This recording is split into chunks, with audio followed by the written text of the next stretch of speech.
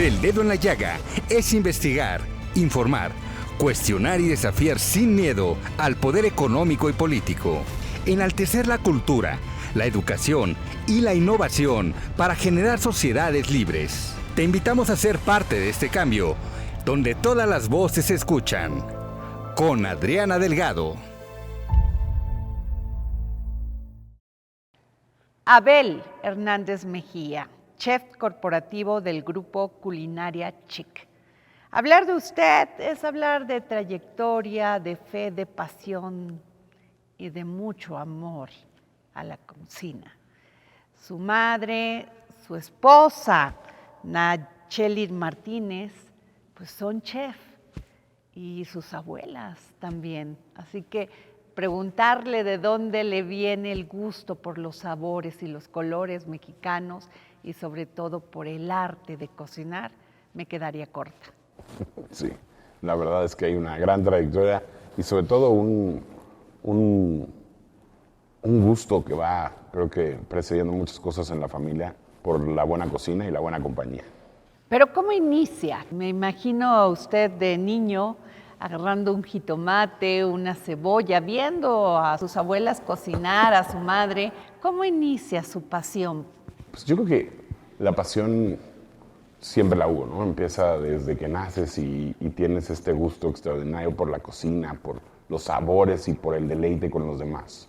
Mi madre, crecimos siempre en una cocina que olía a azúcar, a chocolate, a mantequilla, donde siempre era aplaudida por sus postres y llegar con apapachos a las comidas de domingo en casa de la abuela, donde pues todos se juntaban llevando alguna cosa y la abuela obviamente preparando platos fuertes buenísimos o el abuelo con carnes asadas o pues no sé, creo que todos mis recuerdos tienen que ver algo con la cocina, ¿no? Desde el lado materno en la Huasteca que platicábamos, mis comidas familiares del lado de mi abuela paterna, con todos los primos y tíos y todo lo que sucedía alrededor, siempre hay anécdotas de qué hacía pues, con la prima y dónde te escondías para comerte ese topercito que quedaba guardado o ese cachito de pastel antes de iniciar la comida, ¿no?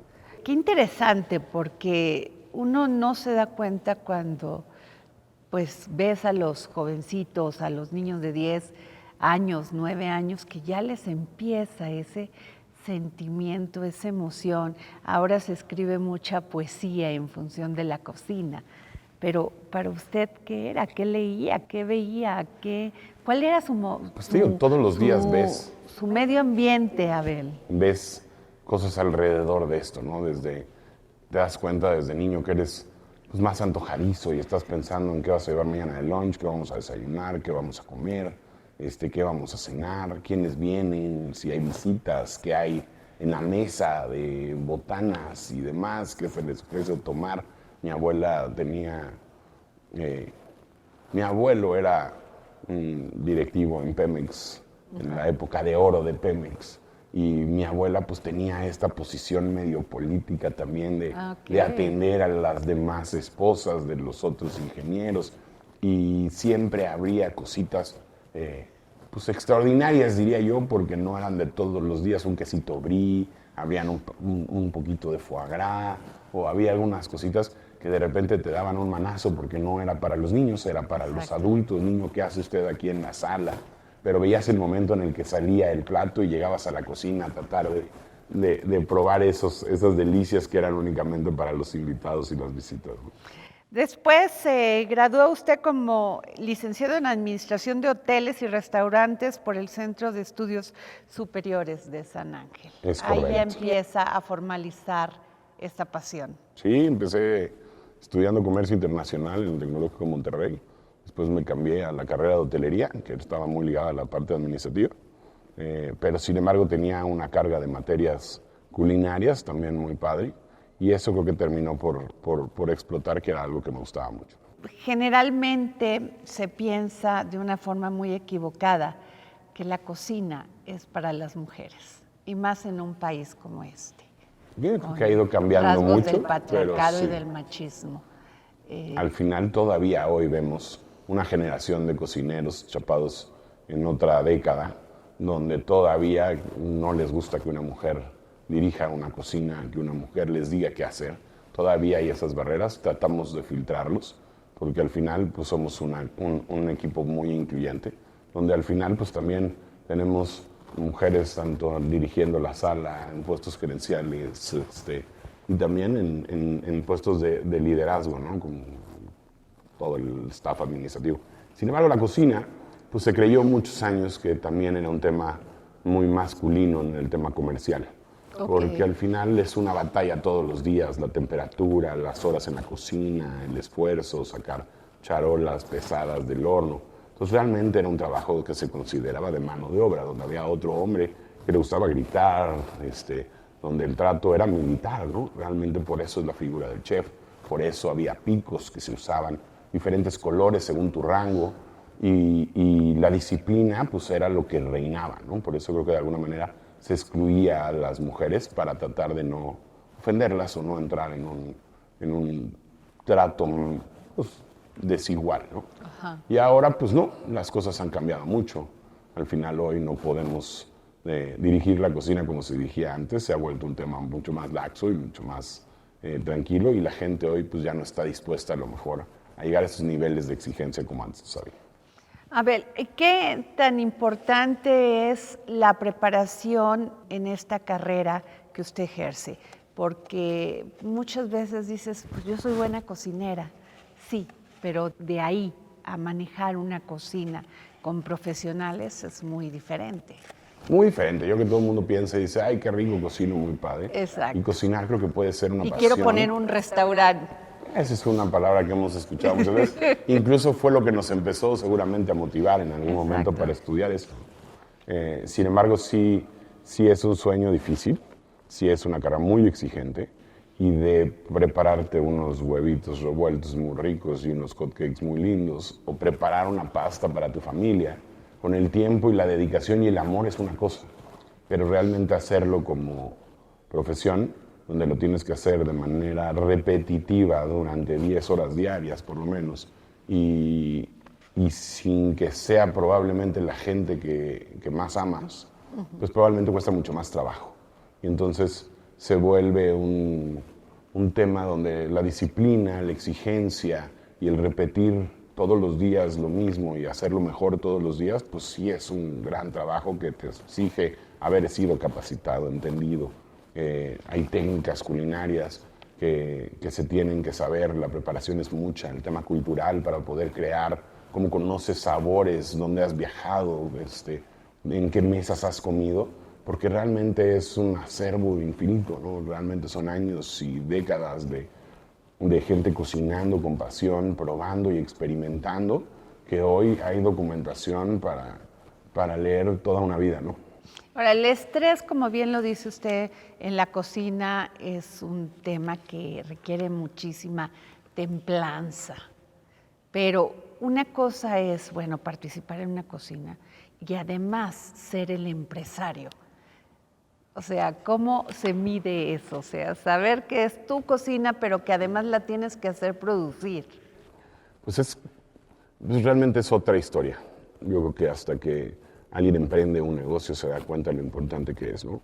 Y creo que te pones en el papel donde dependen tantas cosas de ti, porque obviamente depende el futuro tuyo, el de tu familia, y el de todas las familias que están abajo, que a lo mejor en ese momento no lo ven, que tú estás haciendo todo porque las cosas funcionen, ¿no? Y que funcionen correctamente para poder aclientar un sitio y que todo mundo regrese y que todos sean felices, tanto por el sueldo que reciben, las prestaciones que tienen o las propinas que se llevan.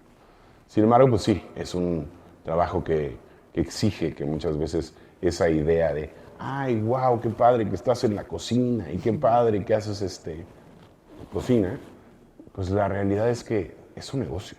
Es un negocio que tiene un departamento de marketing, que tiene un departamento contable, una contraloría de costos, y al final pues es toda una empresa. Somos hoy un equipo de cerca de 200 colaboradores con los que pues, lidias todo el tiempo, ¿no? Y que necesitas contagiarlos de esa pasión de decir vamos a hacer las cosas bien, vamos a tratar de instruirlos para que todo salga perfecto y podamos tener los resultados que hemos tenido.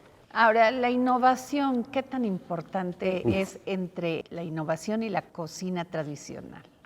Pues yo creo que a mí me gusta el híbrido de ambas, ¿no? A mí esta mezcla de tener platos tradicionales donde se mezclan con técnicas innovadoras, pues creo que dan vuelta a una nueva generación de platillos que se vuelven clásicos, ¿no? Entonces, ¿cómo cambiamos de repente la forma de hacer un confit de pato que ha sido un clásico francés de toda la vida? Pues hoy ya se entiende un poco más a la temperatura que se tiene que hacer, cuál es el proceso. Hay mucho estudio atrás de las técnicas culinarias, tanto pues, hechas a través de particulares y también de grupos de colegas que se dedican a la investigación. Y hoy pues no podemos dejar atrás eso, ¿no? Hay de repente en esta corriente innovadora pues, técnicas y procesos, ingredientes que seguramente van a ser solo parte de una moda hoy, pero que nos dan el conocimiento para saber si sirvieron o no. Y que después eso trasciende en nuevos platillos clásicos, en reinterpretaciones de clásicos que se actualizaron y que han hecho que la cocina siga evolucionando todos los días. Tiene estas dos formas, es emprendedor y es innovador. Sí, creo que precisamente la innovación en la parte de emprendimiento, pues también cada vez que abrimos un negocio nuevo, la aplicas, ¿no? Todo lo aprendido en los anteriores, pues son errores que no vuelves a pisar. Yo creo que el emprendedor se sigue topando con muchísimos retos cada vez que abre un nuevo negocio, pero va dejando atrás todos los demás que ya pasamos y pisamos y todas esas experiencias que nos dejaron algo de conocimiento para no repetirlo, ¿no? El primer negocio, ¿sentía usted que podía fracasar y lo siguió intentando? Yo creo que nunca pensamos en ese primer negocio en fracasar. Okay. Fue un negocio que hice con uno de mis mejores amigos a los 15 años y era una ¿Qué era? renta de audio, video, iluminación Ajá. para fiestas de 15 años. Y era en un momento donde sabíamos que podíamos echar relajo y al mismo tiempo ganar dinero. Y pues para nosotros era maravilloso, estábamos en muchas fiestas y además cobrando. Entonces a los 15, 16 nos sentíamos dueños del mundo y nunca pensamos en que eso iba a fracasar.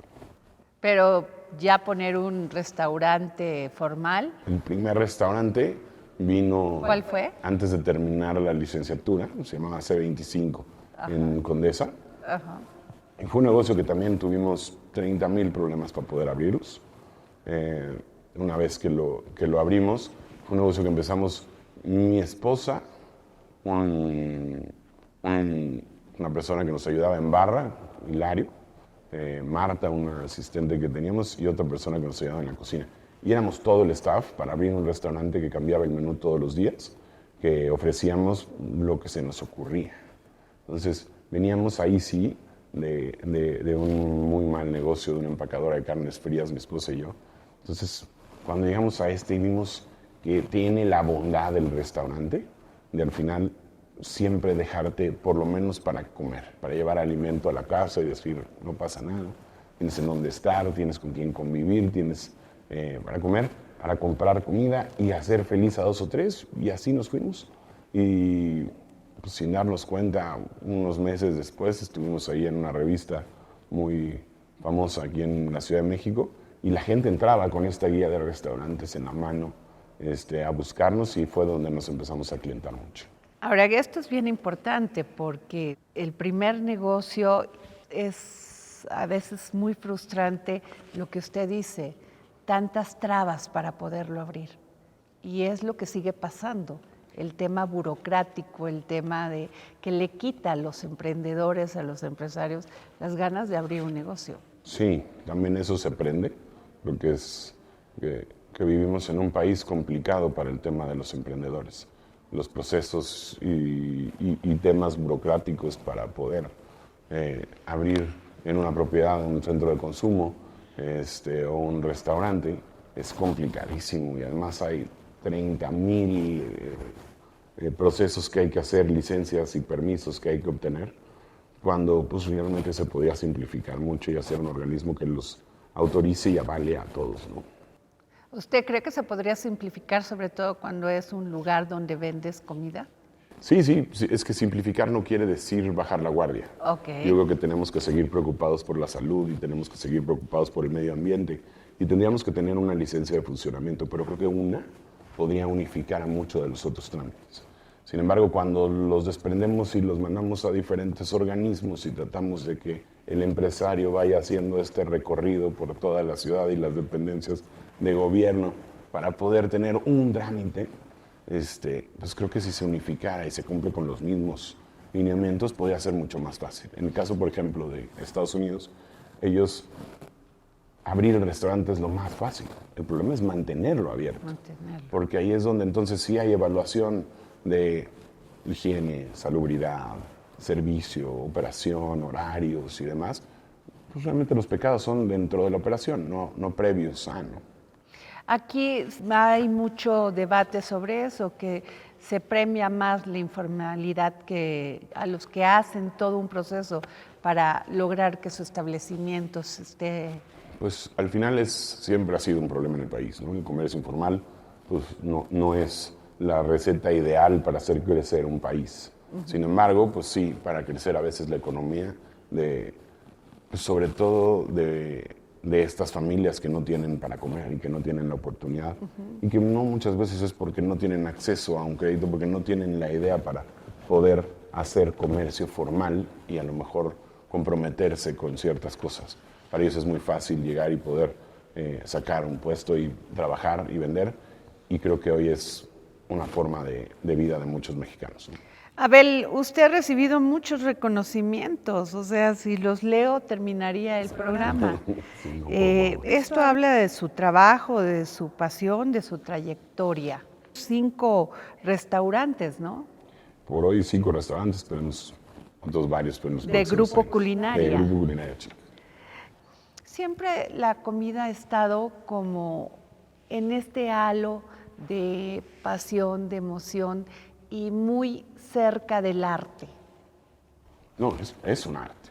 Y siempre autores, pintores, siempre tiene que estar todo alrededor de la comida. Yo creo que también es una bella arte. Yo creo que al final hoy la gente se está dando cuenta que si hablamos que el arte te hace sentir y que nos hace pensar, pues creo que pocas cosas lo hacen como la comida o el vino, ¿no? Al final hoy un bocado te lleva a viajar a donde quieras que hayas estado. Te trae un recuerdo fijo a través del olfato, la vista, el gusto, donde se involucran la mayor parte de los sentidos en hacerte pensar y recordar. Creo que es increíble, ¿no? ¿Cuál de estos lugares que visitó usted lo impactó? Y ha habido varios, pero así uno que haya este sido... es un lugar que me impacta, que me hace estremecerme. Hay un restaurante en Chicago que se llama Línea, de un gran chef que se llama Grant Achatz. Pues realmente fue la primera vez que encontramos arte en la mesa, ¿no? Realmente eran creaciones muy innovadoras, pero todas te llevaban a algún otro lado en sentimiento.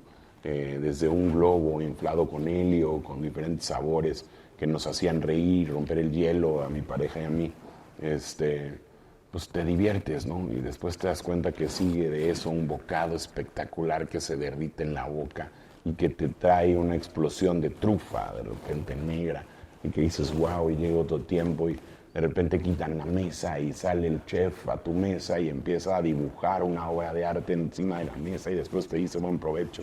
Entonces te empiezas a comer todos los elementos que hay en la mesa. No sé, se me hizo una experiencia realmente extraordinaria, ¿no? Donde nos hizo pensar en que no íbamos a cenar, fuimos a ver una obra de teatro que involucraba todos los sentidos, que la pasamos increíble. Este tipo de alta cocina siempre se considera poco accesible a todas las personas. Es correcto, es un show muy caro. ¿Qué se podría hacer? Pues yo creo que eso solo es como para abrirnos la mente hacia las posibilidades, y que son algunos los que a lo mejor tienen la fortuna de poder probarlo, de poder llegar a ellos. Sin embargo, la realidad es que podemos apreciar esta arte en lo que nos hace sentir bonito, y no tienes que llegar a un restaurante así de caro para descubrirlo. Simplemente ese bocado, aunque sea una gordita de chicharrón, que le das ese bocado y cierras los ojos, que te lleva a transportar y que te hace inhalar y exhalar todo tu estrés, pues realmente eso es arte, ¿no? Cuando hablamos de que estamos enfermos y que necesitamos este caldito que nos preparaba mamá, y demás, cuando lo pruebas y te lleva a ese momento y a esos brazos de mamá y dices, wow, eso es arte. Eso no lo logra cualquier cosa, ¿no? Abel, el maridaje. La cocina mexicana generalmente va pues acompañada de un buen tequila, de una buena cerveza, de un buen mezcal, que está muy de moda en esos tiempos, pero ¿usted podría recomendarnos vino para la comida mexicana? ¿Vino tinto, vino blanco? Yo creo que sí, somos un país donde estamos descubriendo territorio vinícola por muchas regiones, ¿no? Hoy tenemos vino en Aguascalientes, en San Luis Potosí, en Jalisco, en Chihuahua, en Ensenada, por supuesto, y sobre todo en Bajío, ¿no? Que está creciendo mucho. Yo ahora que estoy en San Miguel de Allende estoy sorprendido con todos los proyectos que están sucediendo en Guanajuato, en Querétaro, toda esta zona. Les recomiendo a todos que vayan y se den cuenta cómo con estos productos también locales, con los quesos que se están haciendo, los aceites, los olivos, pues va acompañado perfecto también a nuestra cocina mexicana. Hay de todo. Hay grandes vinos y espumosos para acompañar con mole, o tienes grandes tintos para acompañar con grandes barbacoas, asados y muchas cosas. Creo que México tiene una diversidad en sus vinos y en sus platillos increíble, que sería pues muy poco probable no encontrarle cosas buenas a alguien. Usted tiene 2 hijos, Bruno y Abel. Bruno y Abel. ¿También se dedican a la cocina? ¿Les gusta? Les gusta mucho. Abel todavía creo que solo es un gran dragón. Bruno le fascina servir. Y creo que es algo que tratamos de inculcarles, porque creo que son pocas las familias hoy que disfrutan el servicio.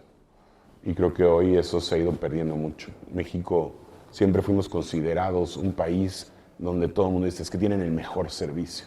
Y definiendo un poco el mejor servicio, quizás no sea el servicio más profesional, pero el más cálido, porque existía toda esta gente que le gustaba servir, que no lo veía mal. Creo que hoy la globalización, los programas sociales, muchas de estas cosas, ha puesto en cierta situación de equidad, donde la gente ve para abajo como tener que servir. Antes era un orgullo y alguien... Conocías a gente en el medio que orgullosamente te decía que era mesero y ha mantenido a su familia y que tiene descendencia que se han dedicado al mismo oficio, ¿no? Sin embargo, cada vez es menos la gente que quiere que le pidan algo y que tenga que resolverlo porque se siente menos, ¿no?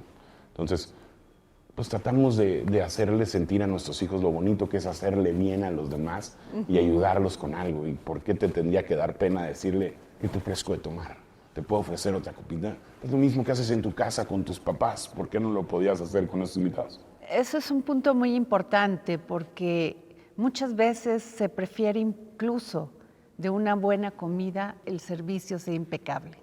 100%. Que te hagan sentir que estás en tu casa, que estás cómodo, que vas a pagar algo y te atendieron bien. Porque no importa cuánto pagues, sino es lo que pediste y es lo que buscabas. Y eso pues creo que es lo que estamos obligados a dar y es lo que nos hacía diferente de un servicio en otros países más de América del Norte, por ejemplo, ¿no? Donde la gente pues no disfruta eso, no está haciéndolo más que porque puede trabajar. Seguramente es un estudiante que trabaja 2 o 3 horas, que en esas 2 o 3 horas está pagando su escuela, pero no es porque tengan este perfil de servicio. Nosotros en México, desde que aterrizas, porque cualquier turista lo ve, desde los maleteros, los taxistas, la gente que está en nuestras playas, en todos los destinos turísticos que tenemos, pues eso es lo que hacía grande al país, ¿no? Hubo mucha gente servicial que hacía una gran experiencia para todos los turistas. Los sabores y los colores de México, Abel. También creo que es como algo que creo que durante un tiempito de repente se nos olvidó a los cocineros, que los cocineros empezamos a cocinar para nosotros y no para la gente. Entonces, en este afán de investigar, de conocer y de saber que estábamos experimentando con esta nueva cocina mexicana, creo que de repente caímos en algo donde se nos olvidó que México es color, humo, sabor, mariachi, música, ¿no? Y no un tema cultural donde solo se vea la milpa o los quilites, y no porque no sean importantes, sino porque no es lo único. Entonces, De repente creo que a muchos chefs se nos olvidó lo rico que es un pambacito de chorizo con crema y con queso, y no por eso es un producto prehispánico del que solo tendríamos que hablar de eso, porque es más cultural, sino pues volcarnos en que lo nuestro era la fiesta, el papel picado y los antojitos y demás, porque eso es esta generación. Porque yo creo, sin menospreciar a toda nuestra cocina prehispánica, que es maravillosa, pues creo que también después de esa época, pues vinieron tantos ingredientes de todo el mundo que solo enriquecieron a la misma gente divertida y con ganas de fiesta para hacer mejor su cocina, ¿no? ¿Usted considera que los mexicanos comemos bien? Uf, yo creo que somos los que mejor comemos. Ok. ¿Por qué? Porque tenemos esa disponibilidad, porque nacimos en medio de estas reuniones. Al final, la sociedad, yo lo ligo, alguna vez un brasileño me decía que lo que nos hacía a nosotros era el sol, ¿no? El calor, la costa, el todo, y pues sí, realmente te pones a ver en dónde es donde se exponencian todas estas culturas y las gastronomías de nuestro país, y tienen que ver mucho con ese clima, con esa gente, con esa fiesta, la gastronomía veracruzana, la yucateca, los oaxaqueños, los poblanos, el centro del país. En todos ves que todo nació por un festejo, si no empezó por una deidad en épocas prehispánicas, pues al rato fue porque era la comida de tu papá y la de tu mamá y la del primo y la del barrio y la del santo y la de todo, y todo era qué les preparamos de comer, incluso a la muerte, ¿no? Entonces es qué altar y qué les vamos a dejar, porque eso somos. Así. Somos comida y somos uno. El restaurante Loretta Chic es más de comida mediterránea. ¿Por qué su fascinación por la comida mediterránea? Pues, la verdad es que como buen comelón me gusta todo. Hicimos un restaurante, que fue el segundo restaurante del Grupo Culinaria Chic, pensando en que teníamos a escasas cuadras Eloís, que era un restaurante de cocina europea con mucha influencia francesa, que siempre tratamos de hacer comida contemporánea, pero decíamos, ¿cómo le cambiamos o hacia dónde cambiamos a un concepto que no nos robe a todos nuestros clientes y nos canibalicemos? Y el Mediterráneo nos pareció excelente, porque el otro era un restaurante donde todavía, bueno, es un restaurante que está cargado de mantequilla y quesos y cosas más hacia el lado francés, y en este otro dijimos, bueno, vamos a poner un poco el lado sano del Mediterráneo, y no por eso es menos rico, ¿no? Al final aquí es aceite de olivo y especies y hierbas y arroces y muchas cosas que hacen una cocina excepcional, ¿no? Los ostiones a las brasas con unas mantequilla y vino y pues no sé, creo que es un menú que nos costó tanto trabajo también porque fue un proyecto que se tardó casi ¿Cuánto 2 se tarda hacer un proyecto de un restaurante con estas características? Y esta Pues en calidad, un principio sobre todo. los limitantes muchas veces son económicos, Ok. son de alcances, ¿no? Hoy nos es un poquito más sencillo el hecho de conceptualizarlos y materializarlos. Sin embargo, atrás, hoy es más complicado el estandarizarlos. Ok. La gente hoy viene con menos disposición, con menos perfil de atención, de servicio, menos capacitados. Después de una pandemia donde perdimos un gran porcentaje de gente preparada en esta profesión, vieron la oportunidad de cambiarse a diferentes oportunidades de negocio que nacieron a partir de esta crisis, como repartidores, todo lo que sucedió con plataformas como Uber, Rappi, Amazon y demás, pues tomaron a gente que estaba desempleada en ese momento, se les ofrece una oportunidad de vida que después se dan cuenta que tiene otras bondades en cuestiones familiares, de tiempo, de horarios, de poder trabajar horarios normales y no tener que llegar a las 2 de la mañana a tu casa. Empiezas a convivir más con hijos, gente que se volcó al lado informal, cocineros que vieron la oportunidad de abrir en sus casas, en el zaguán, poner un puesto de comida, y con eso se dieron cuenta que podían tener un poco más de lo que ganaban. Sin embargo, pues tampoco están logrando el éxito que buscaban, y entonces tampoco están escalando lo más como ya escaló a lo mejor su familia, porque hoy a lo mejor ese cocinero ya tiene 2 hijos, ya está casado, y a lo mejor ese negocio informal ya no le alcanza. A la hora de querer regresar se da cuenta pues, que no creció durante 4 o 5 años, entonces tiene que volver a empezar donde se quedó. Entonces hay un problema, ¿no? Hoy realmente el recurso humano para restaurantes y hoteles es complejo, ¿no? Es muy complicado. Luego viene Fiamma, Llama. que además su socio es el actor Badir Derbez. Somos ahí en ¿Cómo nace varios Fiamma? socios. A ver. Pues nace un proyecto, dos amigos de repente. Están en una mesa. Uno de ellos era buen cliente de Loretta, Ajá. precisamente, y de repente me dice, hay unos amigos, y yo, Jan Toussaint, que también es otro músico ahí famosón, y me dice, unos amigos y yo queremos abrir este restaurante, ¿por qué no te sumas? Y la verdad es que un proyecto de Emilio Huerta, que ya tenía conceptualizado, nos sumamos, me pidió que me encargara la parte culinaria, y de la Comida operación, italiana. comida italiana. Hicimos una grillata donde pues, la gente se la va a pasar muy bien. Es un sitio muy cálido con este horno de pizzas. Hicimos unas pizzas muy romanas y muy padres. Pero también hay un hosper para sacar ahí un horno de brasa para sacar diferentes cortes y pastas. Y un sitio desenfadado donde la gente se la pasa muy bien con vinos italianos muy padres. ¿Cuál es el secreto de una buena pizza? Uf. Pues la realidad es la temperatura del horno. Obviamente hay un tema de fermentación de las masas y demás, pero realmente el resultado te lo da un buen horno, una masa buen crocante, un buen queso. Y es eso, ¿no? Es el ingrediente. Es como una quesadilla, ¿no? Para los italianos es en cualquier lado te puedes comer una rebanada buena de pizza. O sea, también te puedes comer una quesadilla buena en todos lados. Además, usted es un chef que cree en la comunidad, cree en 100%. aportar a la comunidad. Con esto de Chef al Rescate, Ayúdate a Dar, Sabores de la Ciudad de México, Corazones que Educan. Participa en todas estas Hemos causas. participado en muchas causas. Algunas han de repente ido sustituyéndose por otras, pero siempre que podemos dar cuando es tema de manos, es tema de llevarle comida a gente, pues siempre estamos ahí para poderles echar la mano. Nos gusta mucho esa comunidad que se genera entre los cocineros que tratamos de echarle la mano a los demás. Creo que ha sido ¿Cómo lo momentos muy hacen? A ver, padres. ¿cómo es el proceso? Pues ha habido diferentes oportunidades, ¿no? Algunas que hemos podido hacer, otras que no. Últimamente, pues no sé, hoy vieron Mujeres en la cárcel. a los chefs que se unieron ahorita para el tema de Otis en Acapulco, a cargo de Eduardo Palazuelos, Vic Dental y Carlos Gaitán, que estuvieron movidísimos en esta asociación con José Andrés. Pues en esa no tuvimos oportunidad nosotros ahorita de apoyar, pero vaya, son las mismas comunidades que se apoyan, ¿no? Las mujeres en la cárcel, otras mujeres en Chiapas que no tienen acceso a estufas de leña, pero con salida al exterior.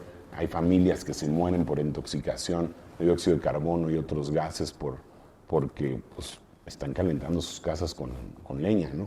Así es, y además, pues bueno, el combustible es muy caro. Tienen que acceder a esto. ¿Es usted feliz? Sí, la verdad es que me considero muy feliz. ¿Cómo considera usted la libertad? La libertad, bueno, pues yo creo que eso es lo que nos hace ser felices, el que podamos hacer lo que queramos, respetando obviamente la libertad de los demás, pero pues que hoy tenga la posibilidad de elegir lo que quiero hacer hoy y mañana, creo que eso nos hace muy, muy, muy felices. ¿Cómo se ve usted en 10 años? Espero que retirado, Adriana. La ¿Es verdad cansada? es muy ¿Es cansada la pues, sí. cocina? ¿Cuántas horas pasa parado? No, bueno, la cocina, la verdad es que ya hace mucho no bateo como tal la cocina. Ajá. Hacemos esta creación de platillos y demás, pero nos dedicamos a toda la operación.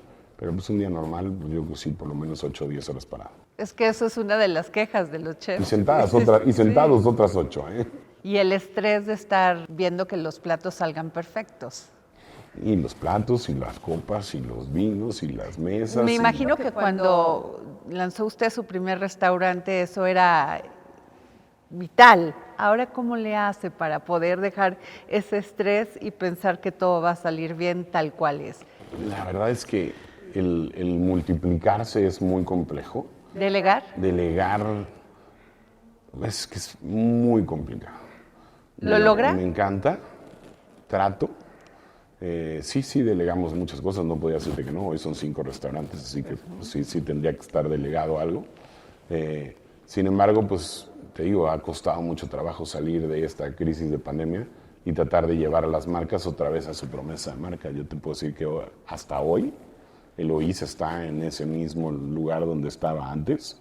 Loreto también, Fiamma, Fabia están arrancando. San Miguel de Allende va de maravilla. Pero la gente hoy tiene diferentes compromisos con la vida. Antes el trabajo era muy importante a ciertas edades. Hoy la gente prefiere tiempo libre, viajar, familia. Y creo que va a ser un proceso de ajuste en lo que llegamos a ese equilibrio nuevamente y volvemos a tener la gente con la que puedas delegar. ¿Qué fue para usted la pandemia? ¿Cómo le repercutió todo el tema de cerrar restaurantes y apenas abriéndolos? Estaban casi muchos de ellos, ¿no? Muchos. La verdad es que fue devastador, ¿no? Yo creo que para toda la industria, bueno, para todo el mundo al final.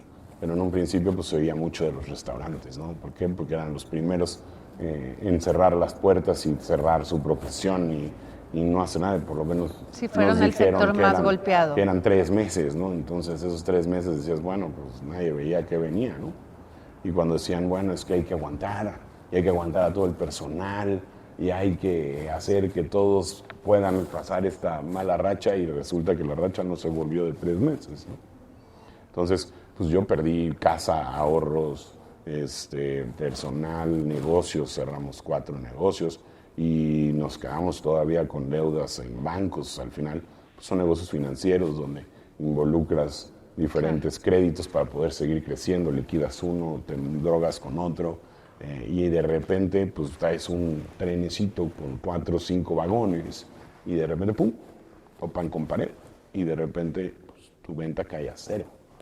Y los gastos pues se mantienen todos los días y pues te das cuenta pues que ya no hay de otra.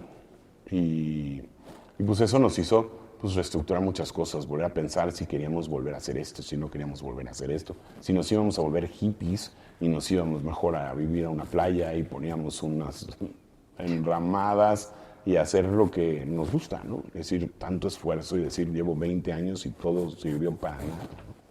Después te das cuenta que como emprendedor no se te quita lo que empezaste y lo que aprendiste, y de ahí el revivir o volver a donde estamos hoy, pues ha sido mucho más rápido que antes, ¿no? Ya sabes, la gente cree en ti, la gente ya te conoce, confía, entonces se abrieron diferentes puertas, llegaron inversiones diferentes con grupos como Fiamma, donde han creído en lo que hacemos y pues gracias a Dios han salido bien las cosas y podemos decir hoy que ya estamos libres de COVID. Muchas veces el buen chef primero es un buen cocinero. Siempre. Siempre. Sí, aunque sea en tu casa. ¿Y repostero? Eso sí no se nos va. ¿Por qué? ¿Por qué? ¿Por qué sí puede ser un excelente cocinero, un artista de la cocina y de repente, lo he escuchado muchas veces, el postre nada más no queda? No, uno no puede hacer todo bien. Tiene que haber una parte que le dejemos a la gente que le encanta el azúcar. Creo que es un tema de gustos. Ajá. Yo creo que si desde el principio me encantara lo dulce, seguramente hubiéramos hecho muy bien cosas dulces. Pero me encantan las cosas saladas y demás, y creo que en eso es donde nos enfocamos. Y la repostería, bueno, aunque Paulina Abascal me dirá que no, la realidad es que es una ciencia más exacta. Okay. Tienes que tener medidas, tiempos, hornos y todo muy, muy, muy medido, muy exacto. Y después viene toda esta decoración y tema manual que se vuelve una escultura, ¿no? Claro. A veces un postre, ¿no? Pues no sé, creo que es un nivel distinto, es un arte distinta para gente con otra paciencia, pasión, el tema del chocolate, el temperado. Yo he aprendido lo que sé ahorita por el programa de GastroLab con Paulina Abascal también. Lo tengo que decir al aire. La mejor hamburguesa que he probado en muchos tiempos la probé en su restaurante Eloís. Qué bueno, me da mucho gusto. ¿Qué le gusta? ¿Cuál es su platillo preferido? ¿Cuál es el que la primera vez que lo hizo me quedó perfecto? La carbonara me gusta muchísimo. Sin embargo, hicimos unos huevos en Eloís, unas papas, que son unas papas a la francesa como si fueran a la carbonara. Que vienen a base de este huevo con aceite de trufa y jabugo y luego le rayan trufa encima y demás. Creo que ese ha sido de los platos más atascados y que más me han gustado. Los chefs Abel Hernández Mejía en estos momentos están considerados como los rockstars. Pues yo creo que sí hay varios. ¿Se pierde piso? Es que la gente cuando de repente dice rockstar pensará que está fuera de piso, pero yo creo que a veces nos ven como rockstar porque estamos en un programa de televisión, porque estamos frente a cámaras de gente que hoy quiere vernos, ¿no? Que hoy quiere platicar contigo y te quiere dar las gracias. Pues creo que sucede porque tenemos ese exposure, ¿no? Y dos, pues porque hay hoy restaurantes muy premiados y muy galardonados que tienen pues realmente figuras hoy que sí son admiradas y respetadas porque es muy público, somos de alguna manera caras o rostros donde apareces en muchas revistas y la gente quiere pues de alguna manera verse en tus negocios comiendo y disfrutando y pasándola bien. Y si eso se logra y por ahí te ve, pues se genera esa relación de la gente y dice, ay, eres famoso, eres rockstar, ¿no? Ahora le quiero hacer esta pregunta, Abel.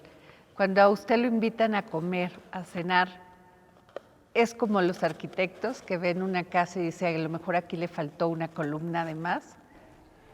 ¿Le pasa? Me pasa cuando voy a restaurantes. Ajá. Porque como restaurantero, pues todo lo estás viendo y, ay, qué padre lo hizo, mira cómo puso, mira cómo está ese cubierto, ay, ya viste cómo pusieron la servilleta, qué bonito se ve ese menú, cómo puso el centro de mesa, siempre lo ves, ¿no? ¿Y la comida Y en también? la comida, pues también, cada bocado es, le faltó, le sobró, wow. O sea, lo más qué difícil bien. es invitar a un chef a comer y... Justo no, porque a no ver. nos pasa en casas. Ah, ok. Porque en mi casa también comemos comida normal, quesadillas y sándwiches y enfrijoladas, y a veces está duro la O sea, no le pasa en pequeña. casas, pero sí en restaurantes. Pues sí, en la casa pues igual. Cuando viaja, que decide ir a comer a los mejores restaurantes para probarlos. Pues los mejores no siempre son los más caros. Ok. Los mejores puede ser puesto en cualquier esquina, pero sí, ahí nos damos muchísimo gusto. ¿Cuántos empleados tienen usted y su esposa Nacheli Martínez en este grupo culinaria? Hoy somos, yo creo como 160, 170 empleados otra vez, Después de la pandemia. después de pandemia. Difícil. Muy difícil lidiar y conseguirlos, porque además de ser escasos, hemos tenido que volver a capacitar de cero a mucha gente. Y tratar de encontrar perfil, como te lo platicaba, ha sido muy difícil. Encontrar que sí le guste, porque si no, estás perdiendo el tiempo capacitando al que no le va a gustar. De todas maneras, trabajar en esto. ¿Qué le dice usted a todos aquellos hombres, mujeres que quieren dedicarse a la carrera de gastronomía? Pues mira, mi mujer les dice que no lo hagan, que lo piensen 2 veces. Yo les digo que primero trabajen en esto para ver si efectivamente es pasión. Porque nos puede gustar mucho, pero cuando ves el sacrificio que se tiene que hacer para llegar al éxito, la piensa mucha gente y se cae mucha gente en el intento. Hoy existen estadísticas donde cierra un restaurante de cada 9 que abren el primer año. Y después todavía hay otro 0.5 que cierra el siguiente año, entonces se vuelve muy difícil sobrevivir en este ambiente. Les digo que muchas veces la gente ve en programas de televisión estas figuras divertidas donde se la pasan muy bien, pero pues eso es solo lo que quiere captar el lente de la cámara, ¿no? Al final hay otra parte donde estamos con ampollas en las manos, con las manos quemadas, recibiendo gritos, escuchando máquinas, haciendo todo. Y realmente es una pasión, o sea, al que le gusta y lo haces porque de veras le gusta, ¿no? Y creo que la gente tendría que vivir eso antes de tomar una decisión como para estudiar una carrera o dedicarle 4 años de estudio sin saber cuáles son los golpes que vienen en la profesión, ¿no? Muchas gracias por esta entrevista, Abel Hernández Mejía, gran chef corporativo del Grupo Culinaria. Gracias. Muchas gracias, Adriana, y encantado de estar aquí en tu programa con toda tu gente que te ve. Muchas gracias. El próximo jueves, en El Dedo en la Llaga. ¿Qué le diría a los jóvenes que quieren estudiar arquitectura del paisaje, arquitectura? Sí, bueno, en primer lugar que es una profesión, desde el primer lugar, extraordinaria. Es decir, es una profesión de una diversidad increíble, porque tiene muchas facetas, ¿no? Muchas facetas. Entonces es una profesión muy rica, ¿no? Segundo, pues que tienes que entrar con una pasión. Esa pasión te tiene que durar prácticamente toda tu vida, ¿no? Tercero, que tienes que aprender en cada proyecto.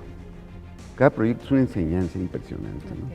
Que es una profesión que es tardada. Es decir, como decía Teodoro González de León, otro gran arquitecto mexicano, decía, en arquitectura no hay Mozart, porque pues, a los 20 años no puedes ser el genio, Claro. ¿verdad? Y entonces los arquitectos jóvenes muchas veces aquí quieren ser estrellas a los 25 años, ¿no? Cuando te lleva, yo creo que en primer lugar, una licenciatura, un paisaje, una maestría y posteriormente pues diversas formas de ir desarrollándote pues, por 20 años, ¿no? Así es. Entonces, un arquitecto está más o menos maduro a los 40, 50 Como años. dirían, picar piedra. Exactamente.